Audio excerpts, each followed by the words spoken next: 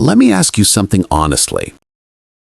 Have you ever spoken English perfectly correctly, grammatically clean, textbook approved, and still felt ignored, misunderstood, or awkwardly out of place? Oh, yes. That moment when you finish a sentence and people look at you like, okay, but that sounded strange. Not wrong, just strange. Exactly. And the frustrating part is this. You did everything right in school. You memorized the rules, you practiced the exercises, you passed the exams. But real conversations don't follow exam papers. Real people don't talk like textbooks. And that's the uncomfortable truth we're unpacking today. The English you learned in school might actually be holding you back. Not because it's useless, but because it's incomplete. We're not here to bash education.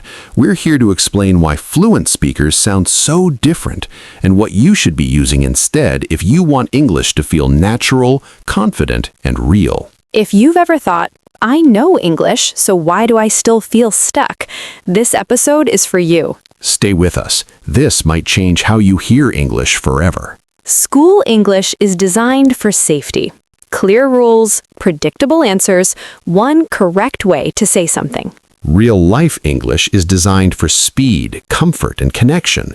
People shorten things, they soften ideas, they bend grammar when it feels right. And that gap matters more than people realize, because communication isn't about correctness, it's about being understood without effort. When your English sounds too formal or stiff, listeners work harder to follow you. Even if they don't say it, they feel the distance. Oh, that's why learners often feel confident reading or writing, but nervous speaking.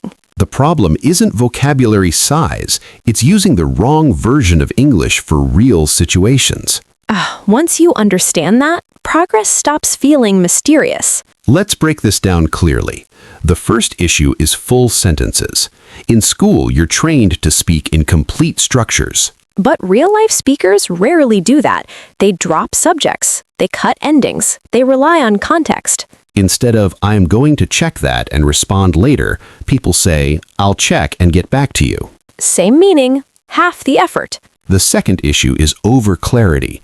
In school, English teaches you to explain everything. Real conversations assume shared understanding. Short answers signal confidence, not confusion. Listing third, emotion. In textbook English, emotion is removed to stay neutral. But real English carries a tone. Words like actually, kind of, honestly, soften or strengthen meaning. Correcting, these aren't filler words. They guide how your message lands. Continuing, fourth, timing. School English rewards slow accuracy. Real English rewards flow. Assuring, people forgive small mistakes if your rhythm feels natural. Finally, there's listening. School trains you to wait, then respond. Lively, real speakers interrupt lightly, react verbally, and show engagement. Smile in voice. That's why fluent conversations sound alive, not scripted. Clear shift. The shift isn't about learning more grammar. It's about unlearning habits that don't serve conversation. Practical? Let's make this practical. Imagine someone asks, did you finish the report? Formal demo. School answer, no, I have not finished the report yet, but I will complete it tomorrow. Natural demo? Not yet. Finishing it tomorrow. Approving, short, natural, clear. Continuing, another one. Someone says, how was the meeting? The meeting was productive and informative. Pretty good. Some useful points. Same message, different energy. One feels human. One feels rehearsed. As you're listening, think about your own English. Do you speak differently in exams versus real conversations? Where do you feel most tense? Starting sentences, ending them, or reacting quickly? Pay attention this week. Listen to how native speakers simplify. Not to copy accents, but to copy structure. Awareness is the first real step forward. Here's the core truth. Fluency isn't about sounding smart. It's about sounding easy to understand. The English you learned gave you a foundation. But clinging to it too tightly keeps you from real connection. Growth starts when you allow your English to be slightly messy, but alive. Today, we talked about why school English feels safe but limiting. We explored how real English is shorter, softer, and more flexible. And why listening habits matter as much as speaking skills. This isn't about abandoning rules. It's about using the right tool for the right moment. Here's our challenge to you. This week, simplify one sentence every day. Cut it shorter. Make it lighter. Say it like a person, not a paper. And notice how people respond. Share your experience with us. We're learning together. Now that we've exposed the problem, let's talk about what actually replaces school English in real life. Because if we only tell people what's wrong and not what to do instead, that's just frustration with better lighting. So let's get practical again. Real English relies on patterns, not rules. You hear the same sentence shapes again and again.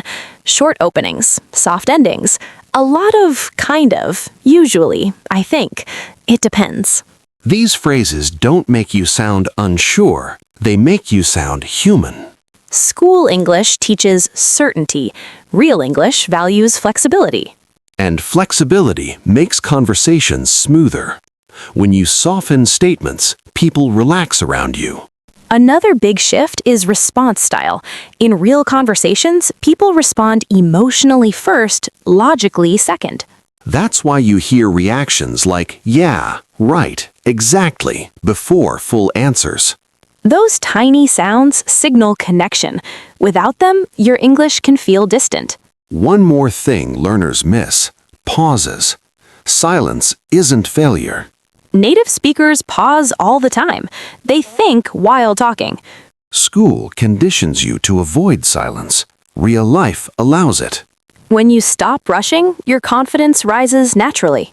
Let's walk through another real-world scenario. You're in a workplace discussion and someone disagrees with you. School English trains you to defend your point strongly. Real English often does the opposite. It is acknowledged first. You hear things like, I see what you mean, or that's fair, before disagreement. This lowers tension and keeps conversations productive. It's not a weakness, it's social intelligence. And this is where many fluent learners get stuck. They sound correct, but socially off. Once you understand this, conversations stop feeling like performances. Let's talk about listening again, because this is where transformation really happens. Most learners listen for words. Fluent speakers listen for intention. Tone, speed, hesitation, these carry meaning too. That's why direct translations fail. Meaning lives between the words. When you tune into that, your responses become more natural automatically. You stop searching for perfect sentences and start reacting honestly. Now, here's something important. You don't need to erase your school English. It still matters for writing, exams, and formal situations. The problem is using it everywhere. Think of it like clothing. You wouldn't wear a suit to the gym. Real fluency is choosing the right level for the moment. That choice is what separates advanced learners from confident speakers. Let's pull the curtain back on confidence itself. Confidence doesn't come from perfect sentences. It comes from knowing you can recover if something goes wrong. Real English allows correction, repetition, and adjustment. School English doesn't teach recovery. It teaches avoidance of mistakes. But mistakes are normal in real conversations. Once you accept that, fear loosens its grip. Let's involve you again. Think about one sentence you use often. Now ask yourself, does it sound like writing or speech? Could you shorten it? Soften it? That small change matters more than learning 10 new words. This is how progress compounds. Here's the real turning point. Fluency isn't about adding more English. It's about removing what doesn't belong in conversation. When you stop trying to sound correct, you start sounding clear. And clarity builds trust. Trust opens doors, socially and professionally. Let's recap everything cleanly. School English gave you structure and safety. Real English gives you connection and flow. One isn't better, they serve different purposes. The mistake is confusing one for the other. When you separate them, your English finally feels natural. Before we wrap up, let's leave you with something practical.